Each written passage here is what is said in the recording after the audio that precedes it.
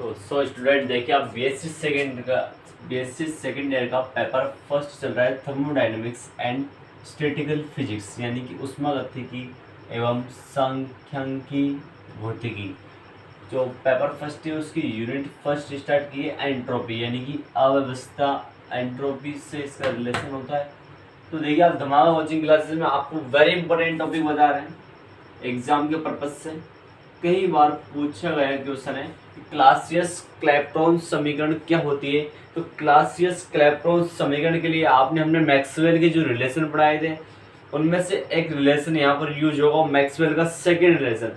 Maxwell का second relation जैसे ही मैंने आपके सामने नाम प्रस्तुत किया तो आपको पता होना चाहिए कि सेकेंड रिलेशन क्या होता है। सेकेंड रिलेशन होता है, पहला तो होता है टीवी पर सलमान, तो दूसरा क्या होता है सब्जी वाला पालक टमाटर, यानी कि ये सब्जी, ये वाला, ये पालक, ये टमाटर।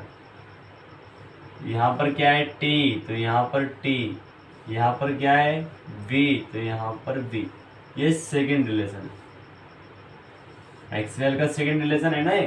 तो क्लासियस क्लैपेरॉन समीकरण क्या होती है वो देख लेते हैं अपन पहले। डेल टी वी बराबर एल V2 माइनस V1, और यहाँ पर टी लिख लो आप, उसमें क्या है।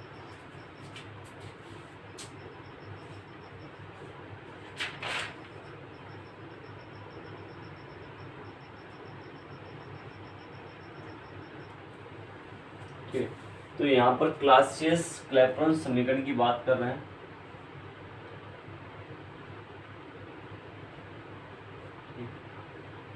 क्लासियस क्लैपेरॉन समीकरण के लिए तो आपको सेकंड जो रिलेशन है मैक्सवेल का वो आपको याद होना चाहिए। सेकंड रिलेशन मैक्सवेल का आपको याद होना चाहिए, और आपको क्लासियस क्लैपेरॉन समीकरण है वो आपको याद होना चाहिए। ये आपको प्रूव किया करना, आपको वो भी तो पता हो ना आपको। तो क्लासियस क्लैपेरॉन समीकरण del V upon del T स्थिर आयतन पर और L upon T V2 minus V1। V2 minus V1 ये तो आयतन का डिफरेंस है, और ये एल यहाँ पर गुप्त उष्मा या हिडन हीट कहलाती है। गुप्त उष्मा लिख लो आप, ठीक है, गुप्त उष्मा,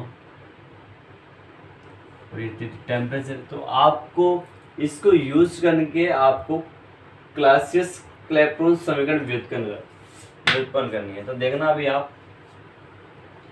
थोड़ा सा, अच्छा यहीं से लिख ले, कोई दिक्कत नहीं। तो टॉपिक है अपना क्या, क्लासियस क्लैपेरॉन समीकरण, ठीक है। वेरी इंपॉर्टेंट टॉपिक, आप थोड़ा सा ध्यान से देखने की कोशिश करना, आपको आसानी से समझ में आ जाए। तो वी नाउ दैट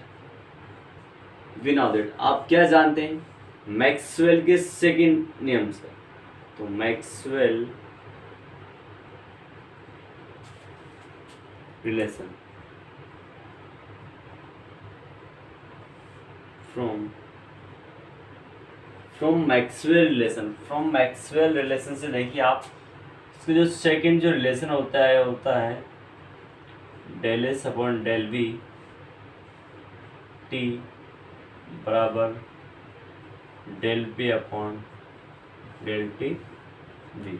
इसको आप इक्वेशन नंबर फर्स्ट दे, ठीक है। तो ये सेकंड रिलेशन हो गया मैक्सवेल का।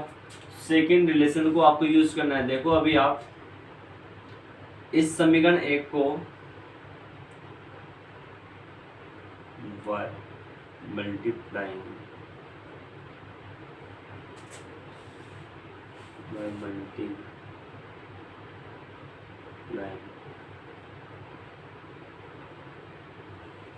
by multiplying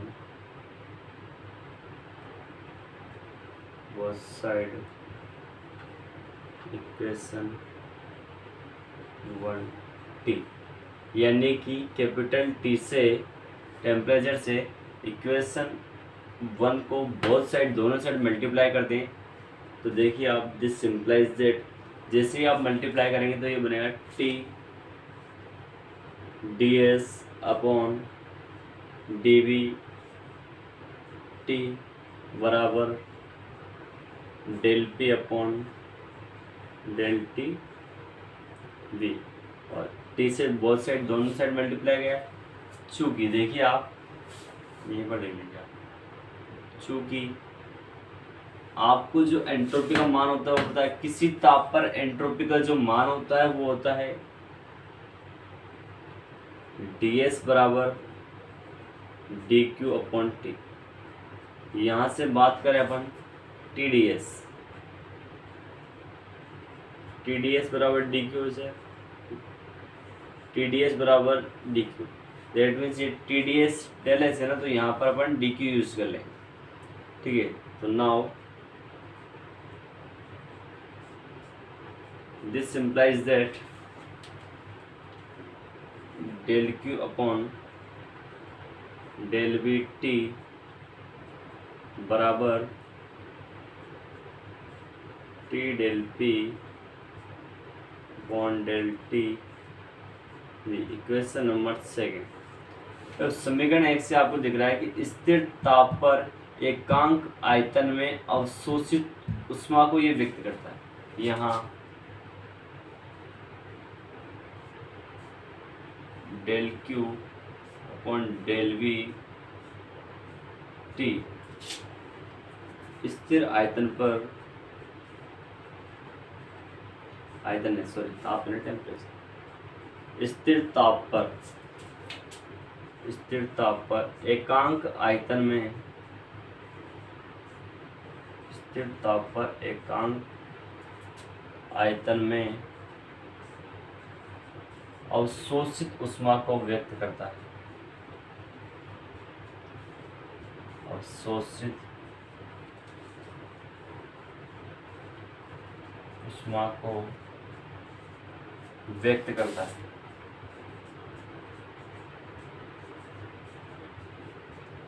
अवशोषित ऊष्मा को व्यक्त करता है। अतः यदि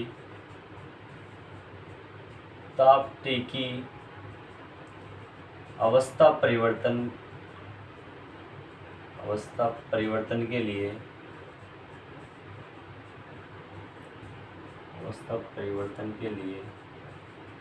अवशोषित ऊर्जा या गुप्त ऊष्मा L तथा आयतन V1 से V2 हो जाता है।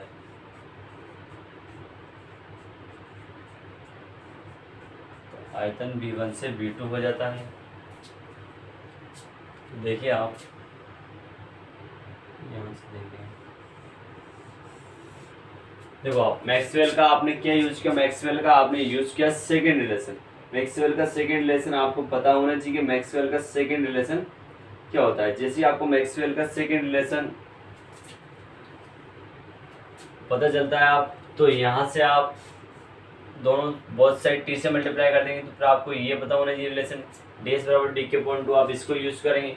तो ये क्या व्यक्त कर, स्थिर ताप पर एकांक आयतन में अवशोषित ऊष्मा को व्यक्त कर रहा है। यदि ताप की अवस्था परिवर्तन के लिए गुप्त ऊष्मा L के कारण आयतन जो V1 से V2 हो जाता है। आयतन जब V1 से V2 हो जाता है तो देखिए आप इसको इस प्रकार से लिख सकते हैं कि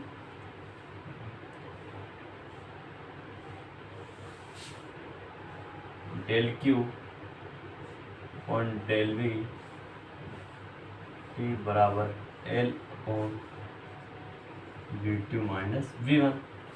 तो ये तो होगी आपकी इक्वेशन नंबर थर्ड, दे दो नाम इक्वेशन नंबर थर्ड, और इसको नाम दे दो आप टू। तो समीकरण